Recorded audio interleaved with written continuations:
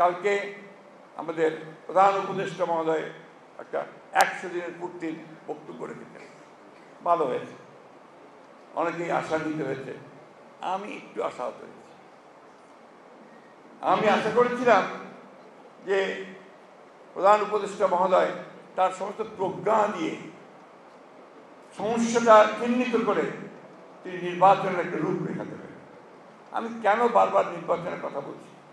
কারণ নির্বাচন দিলে আমার অর্ধেক সমস্যার সমাধান হয়ে যায়। বিএনপি ক্ষমতায় যাক না যাক, দ্যাট ইজ ইম্যাটেরিয়াল। আজকে যারা বাংলাদেশে ক্ষতি করতে চাচ্ছে, যারা বাংলাদেশে স্থিতিশীলতা নষ্ট করতে চাচ্ছে, বাংলাদেশকে যারা সংঘাতের মধ্যে জড়িয়ে দেবে, তারা তখন পিছিয়ে যেতে বাধ্য হবে, কারণ ওই সরকারের পিছনে জনগণের সমর্থন থাকবে। এই বিষয়টা অবশ্যই চিন্তা করতে হবে। সংস্কার আমরা চাই না, শুধু আমরা শুরু করেছি, আমরাই উই আর ইনিশিয়েটিভ। সংস্কার অবশ্যই চাই এবং সংস্কার আমরা করব। আপনারা দয়া করে জিনিসটাকে যেভাবে করলে সবচেয়ে সুন্দর হয়, সকলের কাছে গ্রহণযোগ্য হয়, সেইভাবে এগিয়ে যান। এটা আমাদের আপনাদের কাছে অনুরোধ। আমরা এখন পর্যন্ত কোনো বাধা সৃষ্টি করিনি, বরং আপনাকে সমর্থন দিয়ে চলেছি, প্রতিটি ক্ষেত্রে সমর্থন দিচ্ছি। যদিও আপনাদের এই সচিবালয়, সেখানে এখনো সমস্ত দোসরেরা, এই স্বৈরাচারের ফ্যাসিবাদের দোসরেরা বসে আছে, কিভাবে কাজ করবেন আপনি? কাদেরকে নিয়ে সংস্কার করবেন? এরা তো সংস্কার করতে দেবে না আপনাকে। সমস্ত আমরা বসে আছি বেশিরভাগ যারা ওই স্বৈরাচারের দোষর, যারা কোটি কোটি টাকা আয় করেছে, দুর্নীতি করেছে, একই সঙ্গে তাদের তো আপনি সেইভাবে আমরা দেখতে পাচ্ছি না, সেইভাবে তাদের বিরুদ্ধে ব্যবস্থা হচ্ছে।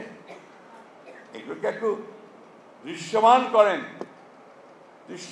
আর গভর্নেন্স, সেই দিকে একটু লক্ষ্য দিতে হবে।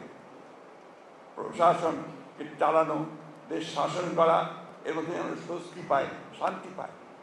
জিনিসপত্রের দাম এমন বেড়েছে যে শান্তি পাওয়ার কোনো কারণ নাই, তাও তো মানুষ মেনে নিচ্ছে না কেন? যে আপনি একটা সুন্দর জিনিস দেবেন, তাহলে ওইটাকেও দৃশ্যমান করেন যে আপনি ব্যবস্থা নিচ্ছেন।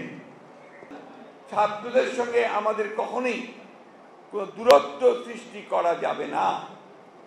সবসময় মনে রাখতে হবে, এরা তরুণ, এদের অনেক উদ্দীপনা। আমরা যখন ছাত্র ছিলাম, আমরা তো এরকমই ছিলাম। আমরা ভেবেছি সমাজতন্ত্র করব, বিপ্লব করব, সব কিছু উড়িয়ে দিব, নতুন সমাজ সৃষ্টি করব। করেছি, এখনো চিন্তা করি এটাই করব। আমার তো সেই শক্তি নাই, এখন তার সেই শক্তি আছে, সে পারে মুখ পেতে দাঁড়াতে। এই জন্যই এই জিনিসগুলো আমাদেরকে চিন্তা করতে হবে। ছাত্ররা অনেক কথা বলবে, তার সে বড় অধিকারও আছে।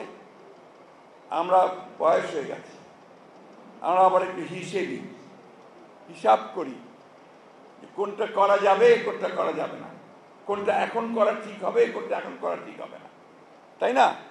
সেই কারণে আমরা বলছি যে দ্রুত নির্বাচন হওয়াটাই এই দেশের জন্য, জাতির জন্য মঙ্গল।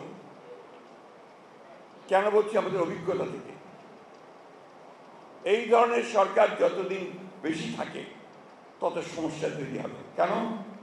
এর তো ম্যান্ডেট নাই, এর তো নির্বাচিত সরকার নয়, এর পেছনে শক্তিটা কোথায়?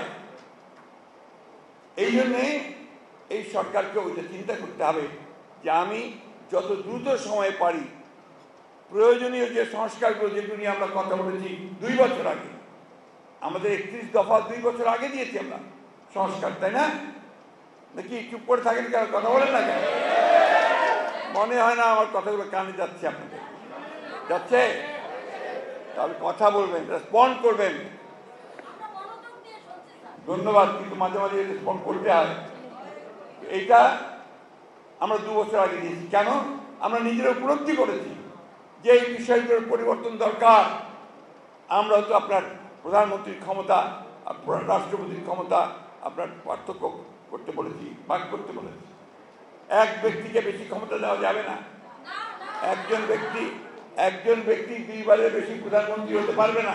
আমরা বলেছি 31 দফায়, আমরা বলেছি পার্লামেন্ট দ্বিকক্ষ বিশিষ্ট হতে হবে, তাই না?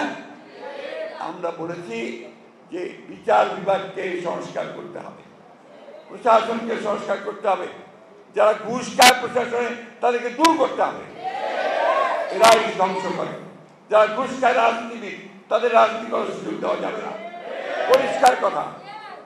এগুলো না করতে পারলে আমার সমাজ পরিবর্তন হবে না, রাজনীতি পরিবর্তন হবে না। যত এনোমেলিসগুলো আছে সেই এনোমেলিসগুলো আমাদের ঠিক হবে না, ঠিক না? আপনার গত কাল ও পরশু আমাদের ভারপ্রাপ্ত চেয়ারম্যান তারেক রহমান সাহেব যে সমস্ত বক্তব্য দিয়েছেন, আজকে পত্রিকায় দেখবেন অনেক পত্রিকাতে এডিটোরিয়াল লিখছে, ডেইলি স্টারের মতো পত্রিকা এডিটোরিয়াল দিয়েছে যে বিএনপি যে কথা বলছে এখন সেই সব কথাগুলোই সঠিক কথা। চেয়ারম্যান তারেক রহমান সাহেব যে কথাগুলো বলছেন এটা এখন মানুষ গ্রহণ করছে। কারণ আমাদের এই বললাম আপনাকে যে আমাদের বয়স হয়েছে, আমাদের মাথার মধ্যে আমরা চিন্তা করি। এই জন্য বাংলাদেশ একটা কথা বলেছিলেন, খুব দামি কথা। তিনি বলেছিলেন, put the old head on the young shoulder. যুবকের কাঁধে মস্তিষ্ক, বয়স্কদের মস্তিষ্কটাকে বসিয়ে দাও, তাহলে কি হবে? তোমার অভিজ্ঞতা, তোমার সাহস, তোমার যোদ্ধা সব এগিয়ে যাবে, তাই না? এই কথাটা বুঝতে হবে আমাদের সময়কে। ওই ছাত্রদেরও বুঝতে হবে, আমাদের বুঝতে হবে। এখন তো ছাত্রদের, তরুণ যুবক, ওরা তো চাইবেই সব কিছু পাল্টে দিতে। কতটুকু আমরা পারবো, কতটুকু পারবো না, সেসবগুলো আমরা করছি। এই জন্য আমরা বলেছি যে আমরা অবশ্যই সংস্কার চাই। আমরা এই আগে বলেছি এটা আপনাকে যৌক্তিক সময়ের মধ্যে করতে হবে। এমন সময় যেন না নেয় যে সময় নিতে গেলে জনগণের মধ্যে ভ্রান্ত ধারণা হচ্ছে কি হবে যে আপনি ক্ষমতায় থেকে যেতে চাইছেন।